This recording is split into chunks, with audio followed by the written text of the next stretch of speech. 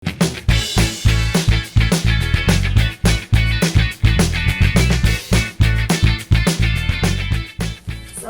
warahmatullahi wabarakatuh. Apa kabar FKC Family dimanapun Anda berada? Sudah hadir bersama saya narasumber kita Medical Advisor FKC Dr. Teresia Dermawan. Selamat siang Mbak Reni, selamat siang family FKC dimanapun Anda berada. Selamat siang juga Pak Oni. FKC Family, hari ini kita akan bicara mengenai seputar mitos-mitos yang berkembang di sekitar kita. Tentunya mitos-mitos yang berkaitan dengan kesehatan, ya. Nah, negara kita ini dari Sabang sampai Merauke gitu ya, tradisi-tradisinya masih kuat nih, Dr. Tris ya. Saya nggak bilang Jawa saja, nyatanya di tanah Batak pun begitu banyak tradisi, ya.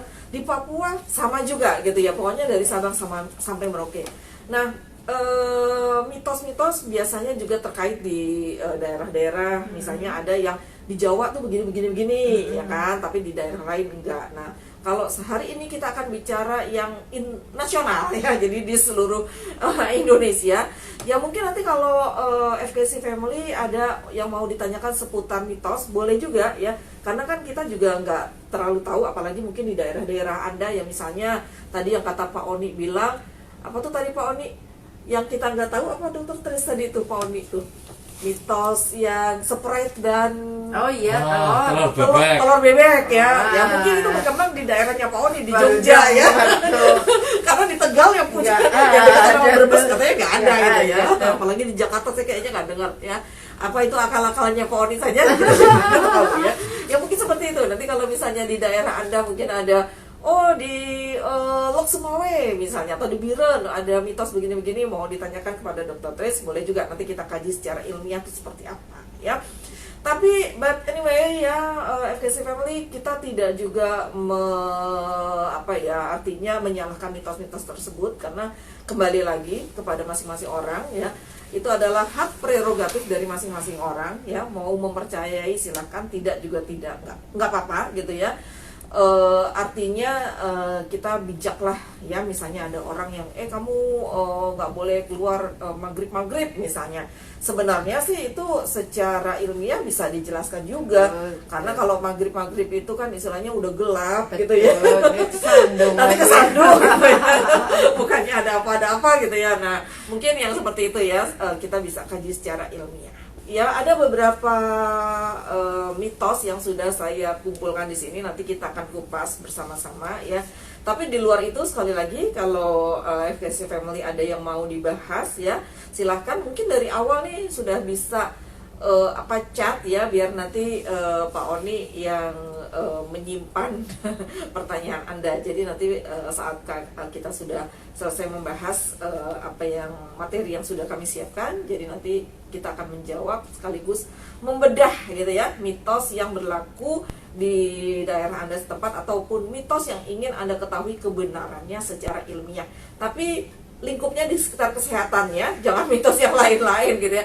Kayak misalnya tadi pergi maghrib, nah itu sih udah di luar kesehatan ya. Silakan yang di seputar kesehatan ya. Oke, baik. Ini Dr. Tris ada mitos yang saya mungkin punya beberapa gambar, nanti mungkin Dr. Tris boleh jelaskan ya dari sisi ilmiahnya. Nah, oke, kita akan kupas nih. Jadi sekali lagi Pak Oni boleh dibacakan Pak Oni. Makan daging kambing jadi lebih perkasa. Ya, itu mitos. Jadi itu tidak benar. Kenapa? Memang mungkin yang dikatakan menjadi lebih perkasa karena daging kambing itu daging yang salah satu daging yang efeknya adalah lebih panas, ya.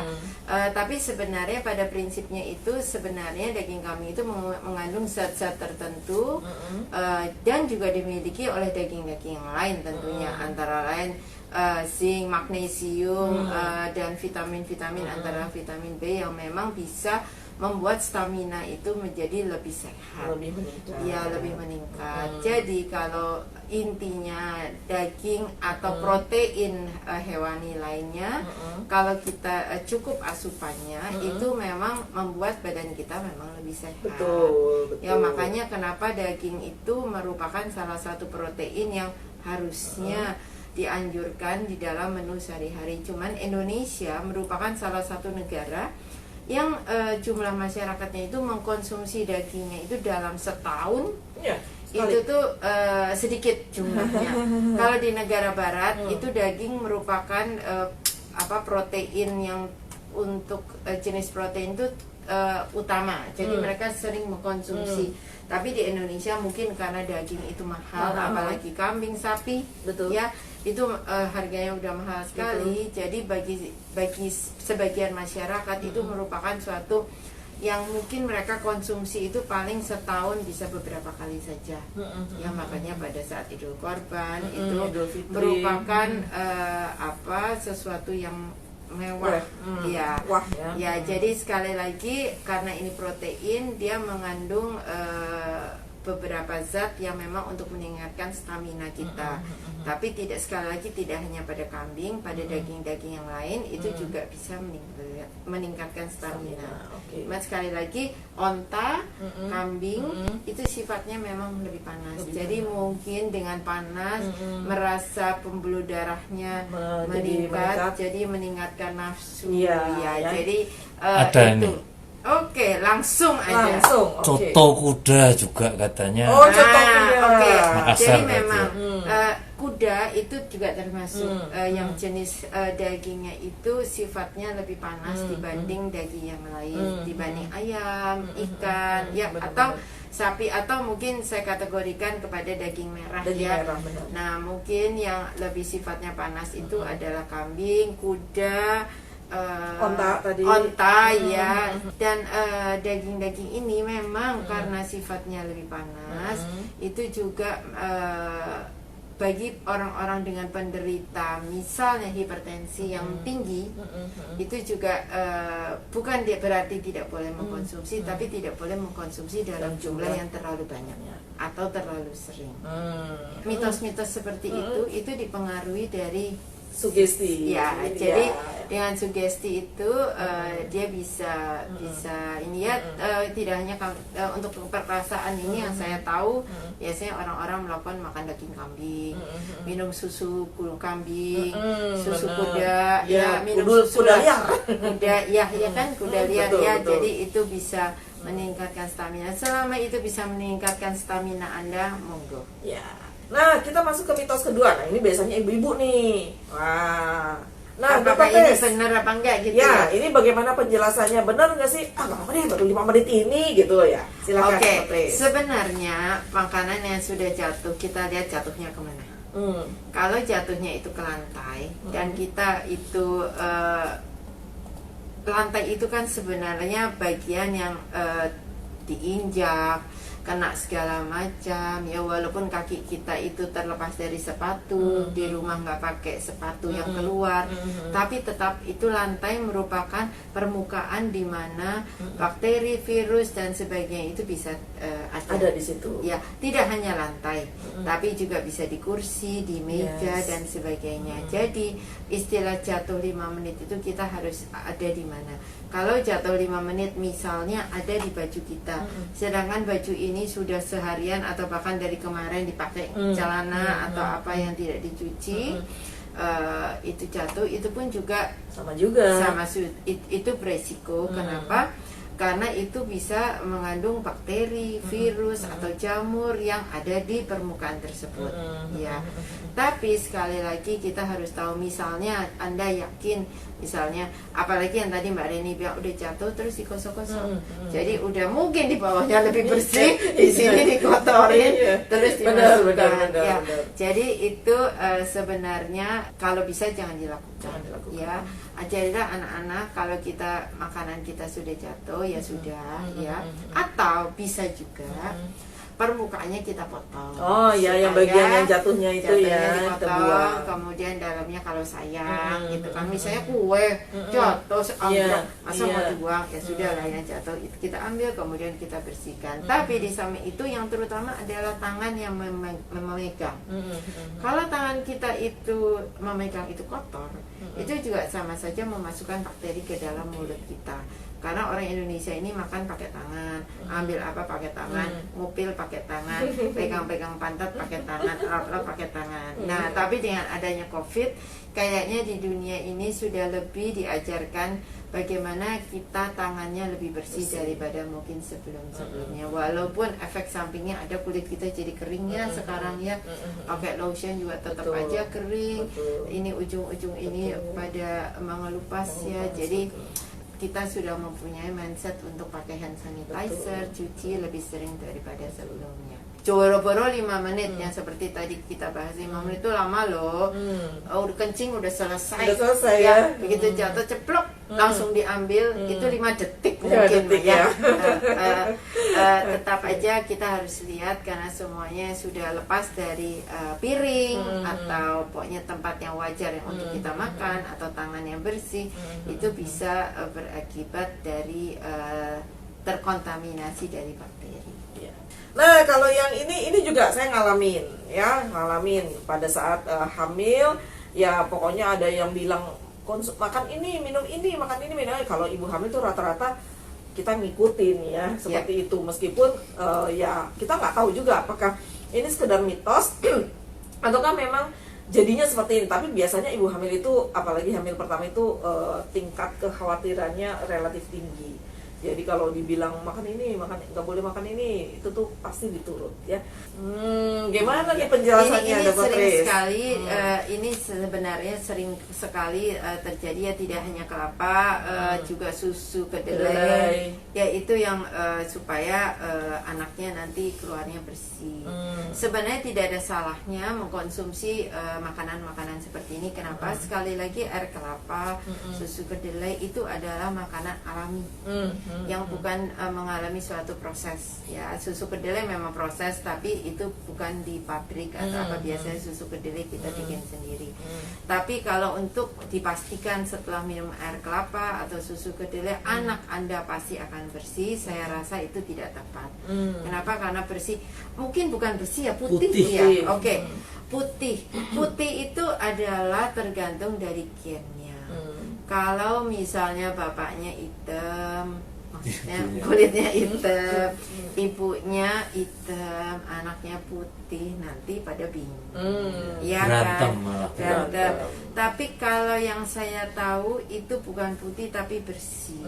Tapi kalau putih itu tidak tepat. Kenapa? Karena putih itu pigmen.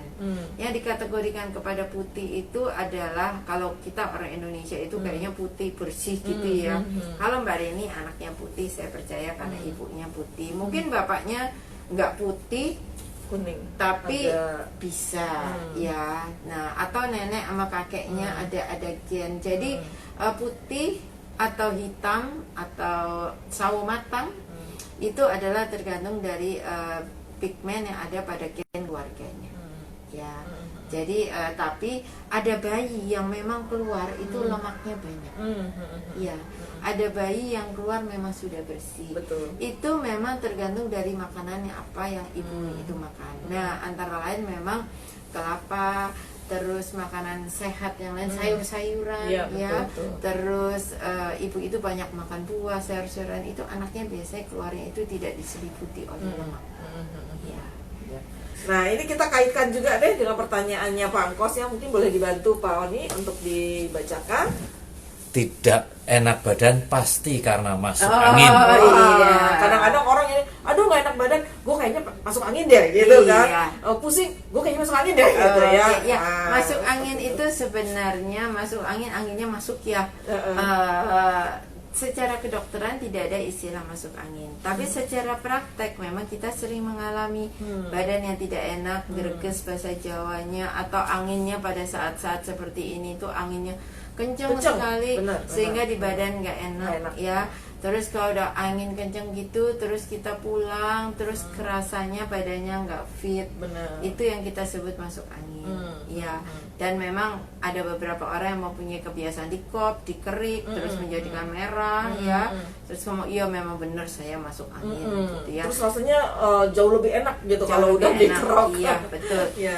Tidak semua badan Tidak enak badan, tidak pasti enak badan karena pasti masuk karena angin masuk. tidak, karena karena tidak enak badan itu sebenarnya adalah menunjukkan kalau imun kita sedang turun. Kalau imun kita itu adalah salah satu marker.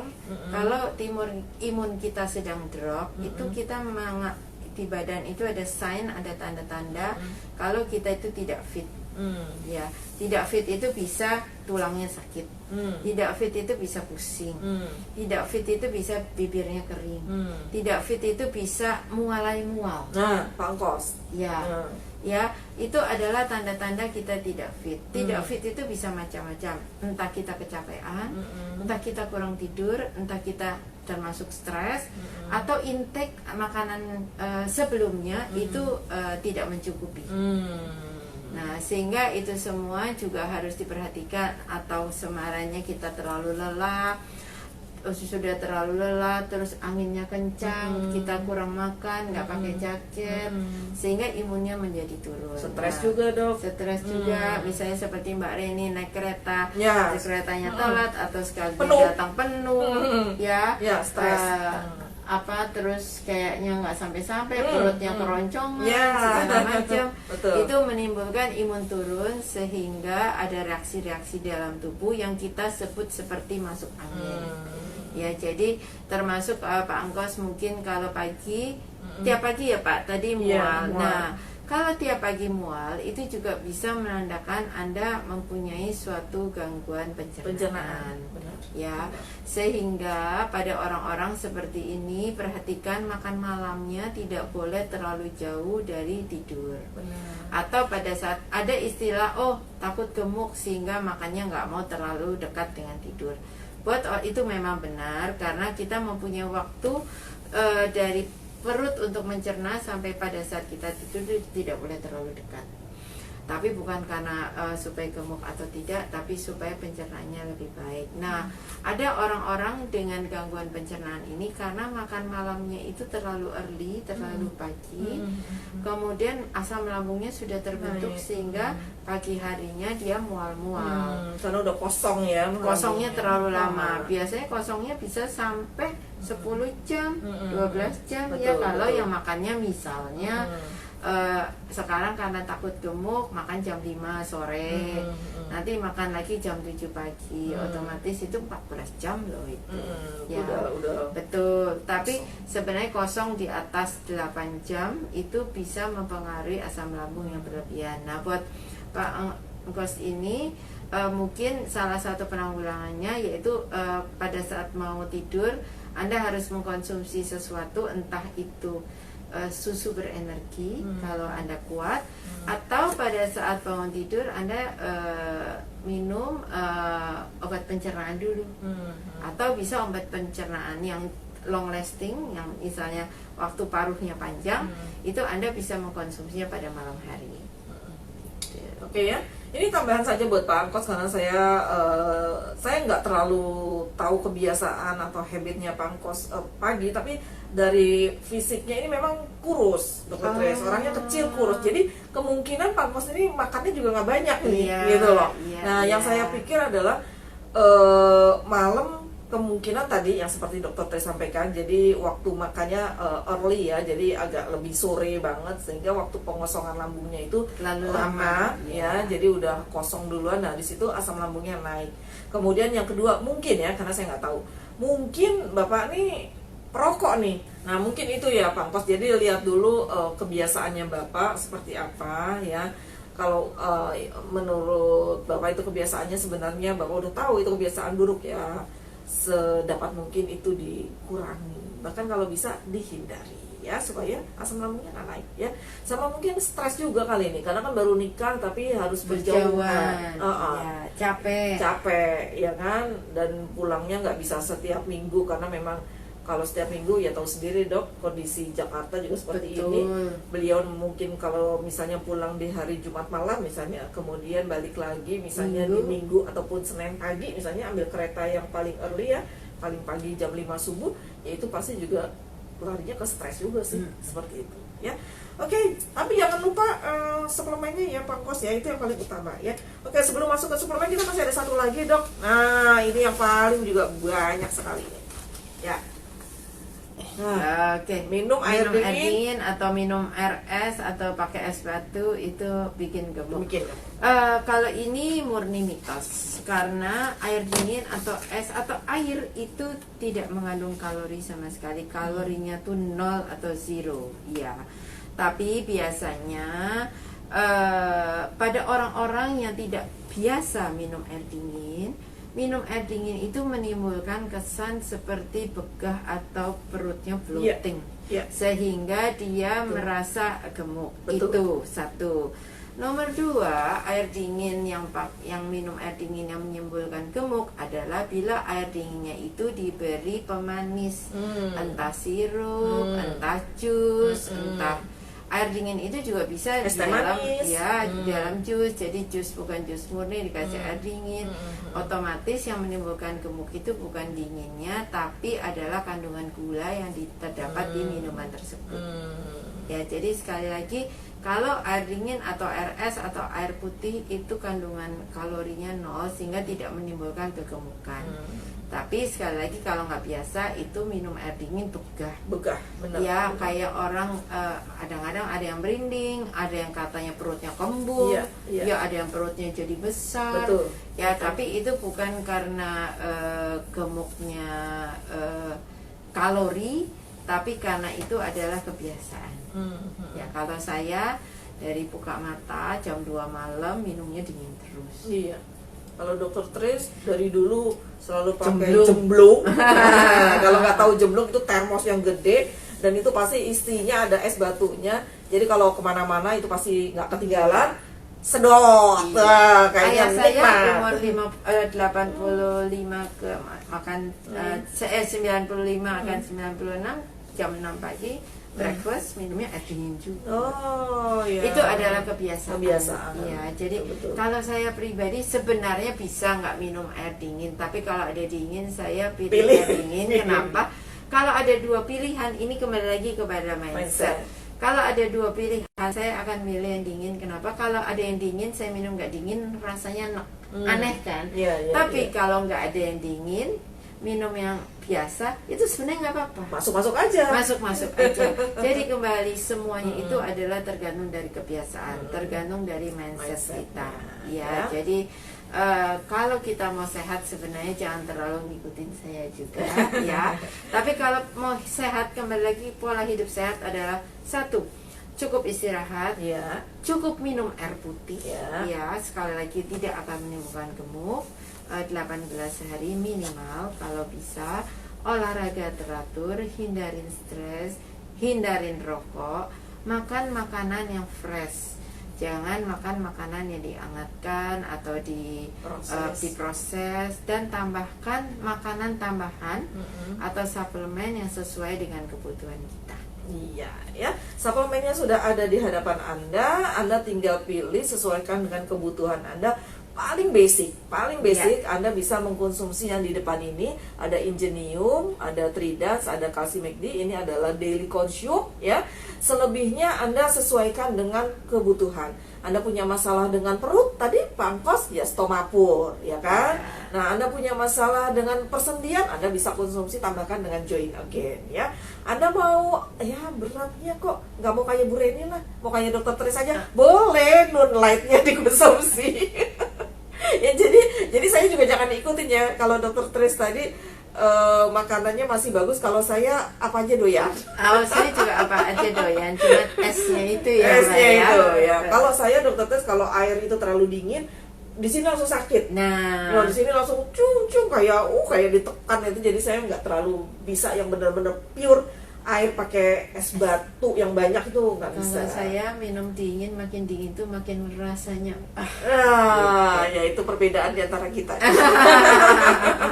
Saya langsung pusing, langsung teng di sini. Jadi apalagi kalau misalnya minumnya langsung kayak Dokter Tris ya. Jadi FKC Family kalau lihat Dokter Tris nyedot dari jemblungnya itu nikmat sekali, nggak putus-putus ya.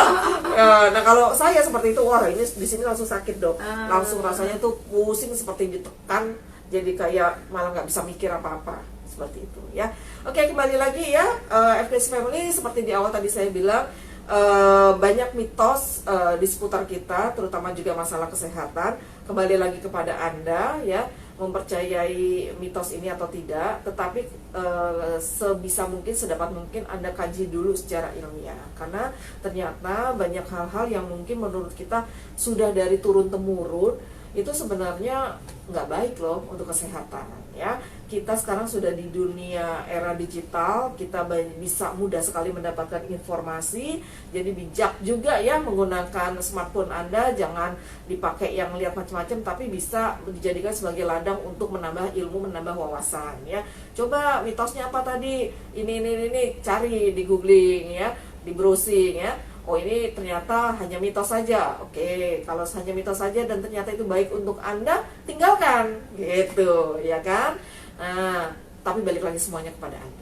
Jadi kalau masih ada pertanyaan di antara Anda, silahkan Anda boleh ajukan ke healthcare online di 081212000933. Kalau pertanyaannya ditujukan kepada Dr. Tris, nanti akan saya teruskan kepada Dr. Tris. Dr. Tris yang langsung menjawab pertanyaan Anda. Anda perlukan suplemen yang untuk meningkatkan imun kita. Jadi kena hujan badai, panas terik, itu kita lebih kuat. Ya.